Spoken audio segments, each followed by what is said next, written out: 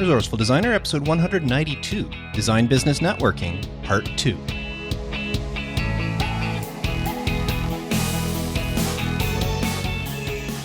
Welcome to the Resourceful Designer podcast, offering solutions to streamline your graphic and web design business so you can get back to designing.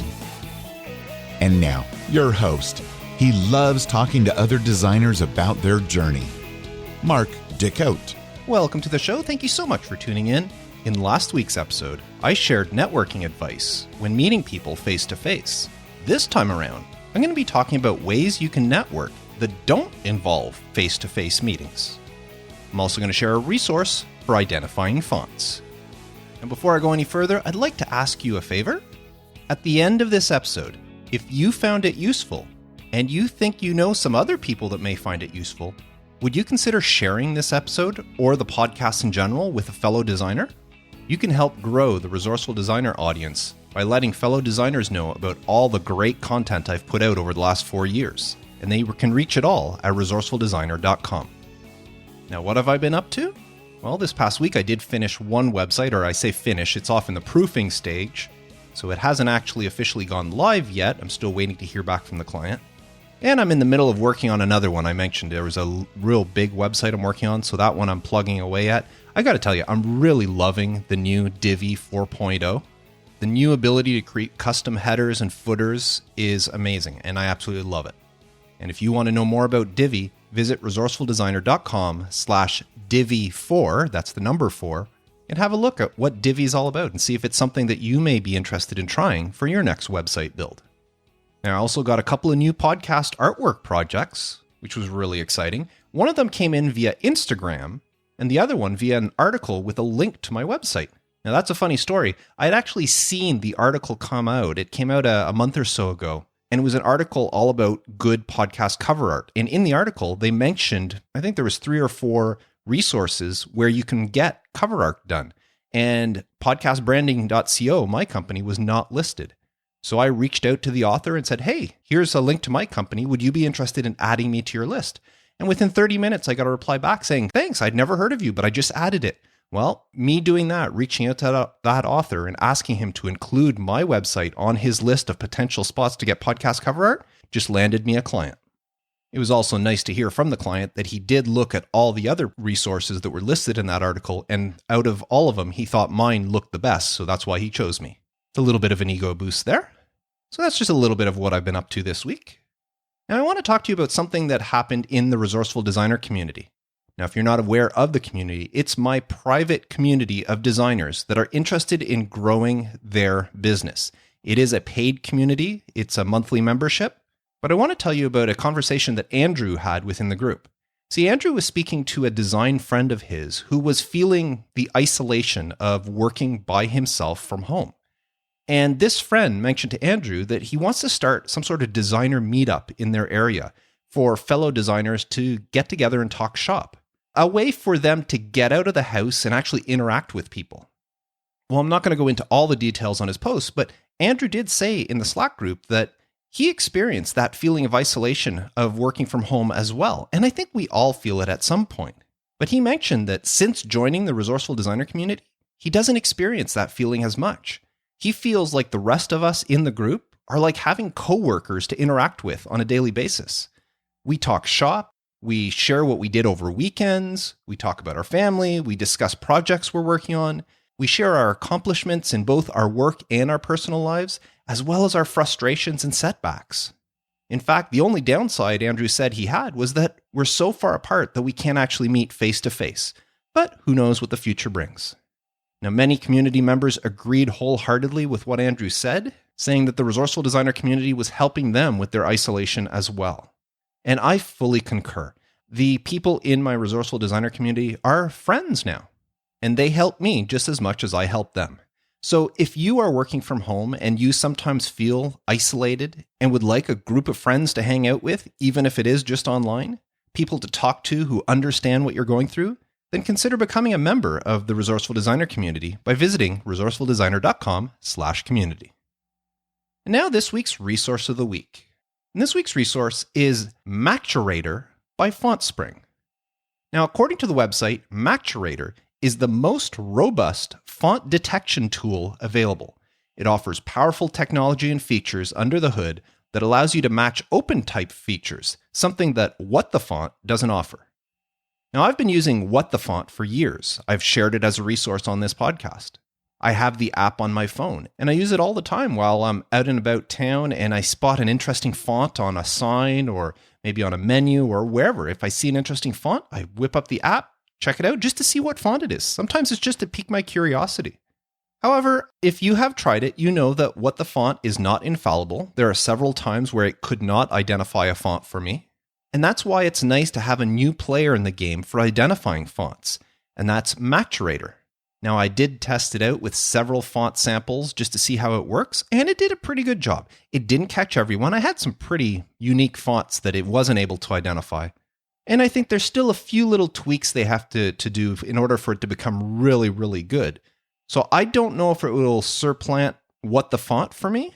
Not to mention that Maturator, as far as I know, don't have an app for the phone. It's only on the website.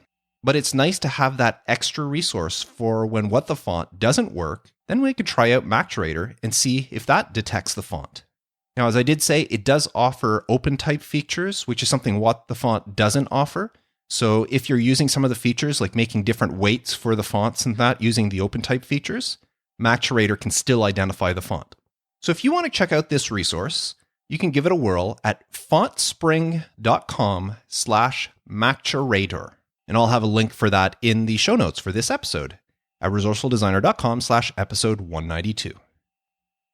And now, Design Business Networking, Part 2. In Part 1 of this two-part series that I released last week, I shared advice for getting out there and interacting with people face-to-face to promote your design business. Networking is an essential element to grow your business. But to many people, the thought of networking is intimidating. And that's why last week I suggested you don't think of it as networking, but instead think of it as relationship building. When you adjust your mindset, it alleviates a lot of the burden that comes with trying to grow your business. Now, if you haven't listened to that episode yet, I suggest you do at resourcefuldesigner.com/episode 191, because this one's kind of a follow-up. However, meeting people face-to-face isn't the only way to network. There are other ways to build those relationships. And today I want to share with you some maybe less intimidating methods of reaching out to people. The first method is email. Now, you may not realize it, but every time you send out an email, you're actually building relationships. And since relationship building is a key element to your business's growth, you should really consider upping your email game, especially when you're just starting out. The best advice that I can give to a new design business owner is to email everyone you know. I'm not just talking family and friends. I'm talking former coworkers, former bosses, other designers, printers in your area, former classmates, neighbors, people in organizations and groups you belong to. Email every single person that you have an email address for. You email them and let them know that you've started your own design business and explain how you're using your business to help people solve their problems through your design services. And then ask them if they know anyone who could benefit from working with you. And you see, that's the secret tip to networking. You don't ask someone if they need your services. You ask them if they know anyone else that does. This way, you are actually asking for their help, which goes much further towards building that relationship than if you were asking them directly if they need a designer, if they need to hire you. It's already implied that if you need a designer, they can hire you. You don't need to ask them. You ask them if they know of anyone else. By the way, this is a great way to grow your design business, even if you've been established for many, many years. It can never hurt to reach out to people. Just change your message. Instead of saying, I started a design business, say, I'm looking for new clients to grow my design business. Now, when composing your message, don't just ask them if they know anyone who can use your services. Ask them to also give you that person's contact information so that you can reach out to them directly. Now, most people won't do that. They won't just give you somebody's contact information and say, yeah, this person could probably use your services. Why don't you reach out to them? They won't do that. But what it does do is it shows them that you're serious about growing your business, which will make them less likely to just press the delete button when your message comes in. Instead, they're going to ponder your question and go, I wonder if there is anybody that can use this service, and possibly forward it on to that person so they can contact you. Now, if you're lucky, they will give you the contact information, but just adding that little extra line in there makes them hesitate and say, he's not just asking if I know somebody, he's asking for their contact information, which means they must be really serious about this. Let me see if there's any way I can help out. Because again, you're asking for help. You're not asking for them to bring you business. You're asking them for help in finding other people. And it's a fact of being human. People like helping people.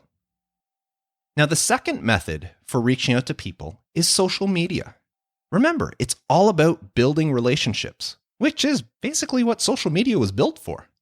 Now, the trick to networking on social media is to interact with people in a positive way. You join groups and communities where the type of people you want to work with hang out. Now, if you're already working in a niche, then you're all set. Just join whatever related groups are associated with that niche and start engaging. Now, if you do want to find out more about niches or niches, whatever you want to call it, check out episodes 54 and 93 of the podcast, which were specifically about finding a niche for your business.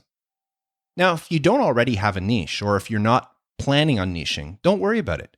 Just try to figure out where the type of clients you want to work with are and go hang out with them. Maybe it's local clients. If that's the case, find a local Facebook group.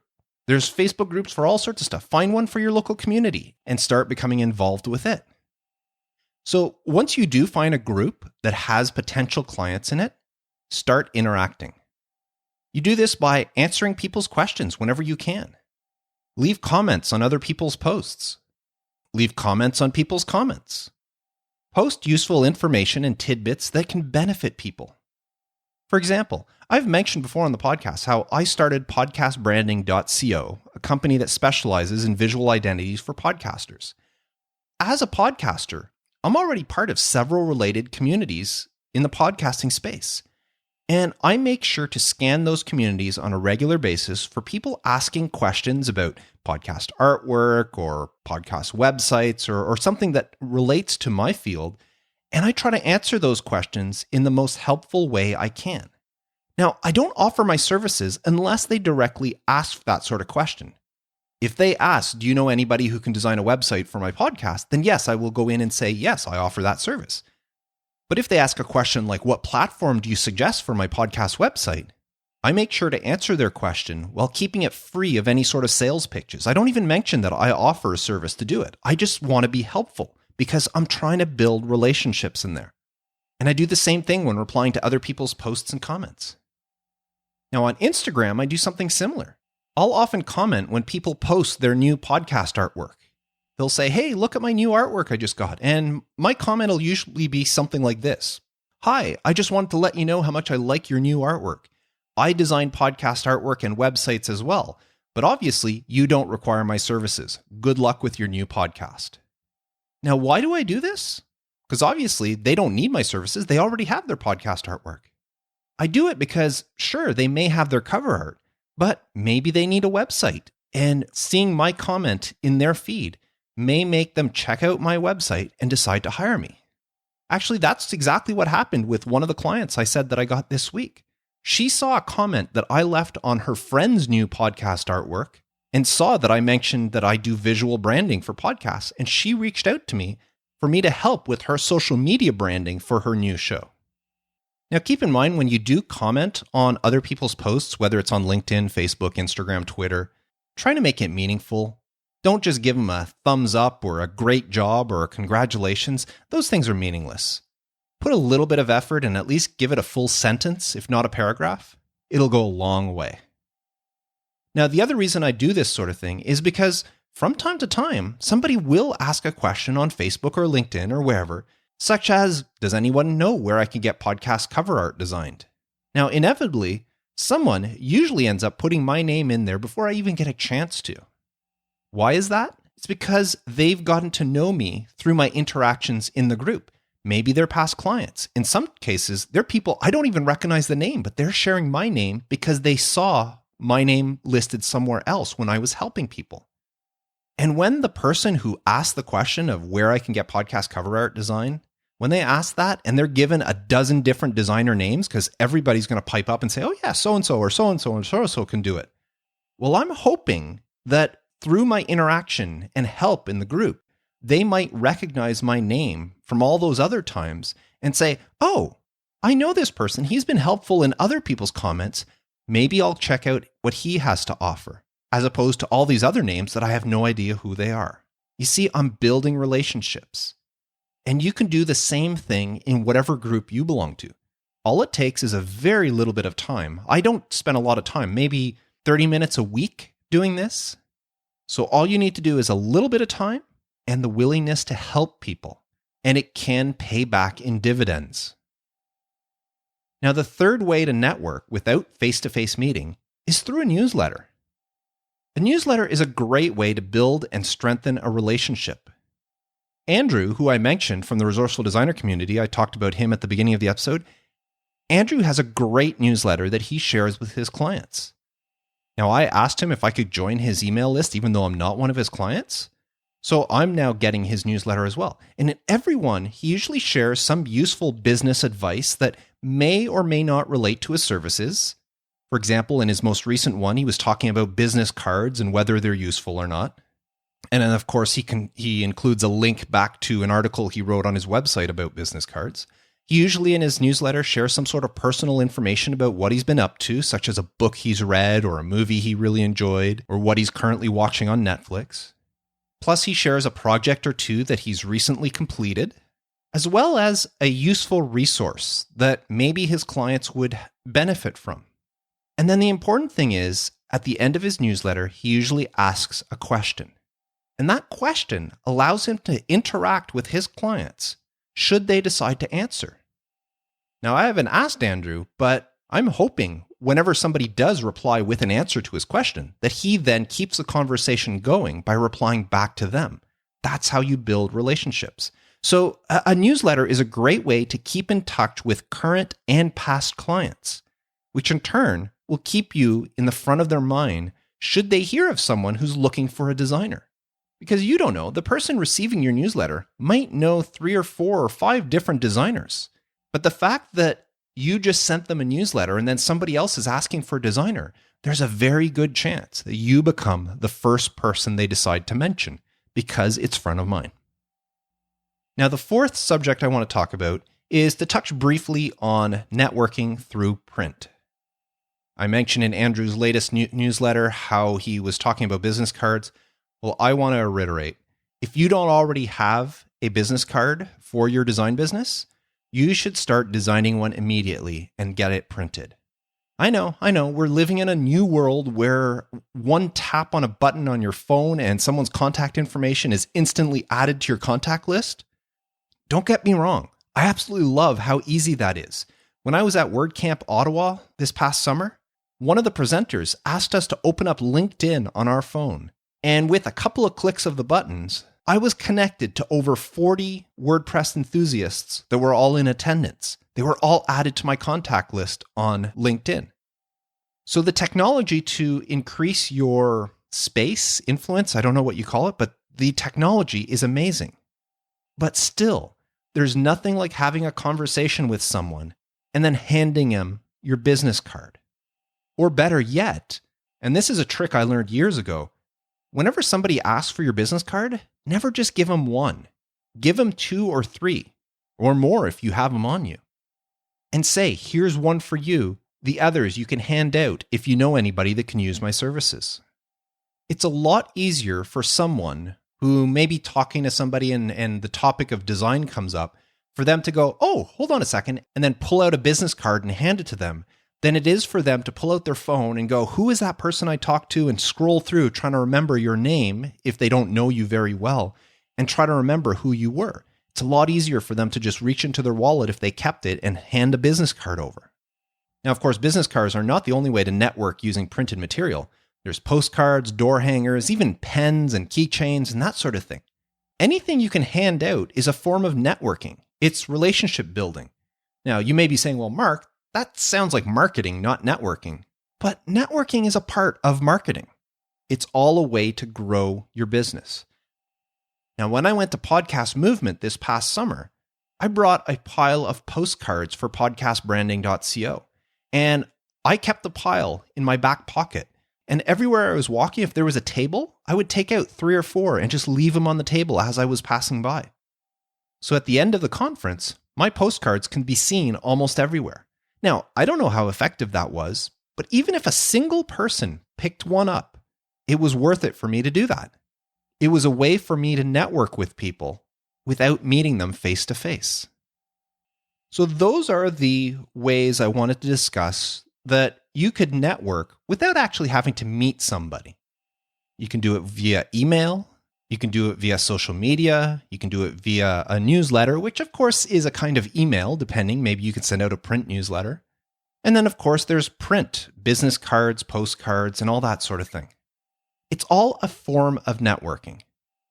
And every little bit will help to grow your business. And that's the whole point of this. In order for you to prosper as a home-based designer, as a freelance designer, I don't like that term, but let's use it anyways. As a freelance designer, the only way for you to prosper is for people to talk about your business. That's how it grows. Word of mouth referrals. And word of mouth referrals start with you talking about your own business through networking. So I hope through last week's episode and this week's episode, I've given you some ideas and some confidence for you to get out there and start spreading the word about your business, whether your business is new or you've been doing this for many years. It's never too late to start networking. Now, I would love to hear your experiences with any of these networking tips I gave today. Have you tried networking through email or social media or newsletter? Let me know by leaving a comment for this episode at resourcefuldesigner.com/episode 192. You can also use that URL to find all the links that I've mentioned in this episode. So that's it for this week. I want to remind you about Macturator by FontSpring. You want to test it out and see how well it can identify your fonts. You can find it at fontspring.com/Macturator. And I also want to give the URL one more time for the Resourceful Designer community at resourcefuldesigner.com/community, which may be the perfect option for you if you are feeling isolated from working at home. So thank you very much for tuning in, and I look forward to discussing something new with you again next week. Until then, I am Mark Decote, wishing you all the best with the growth and the networking of your design business. And as always, reminding you to stay creative.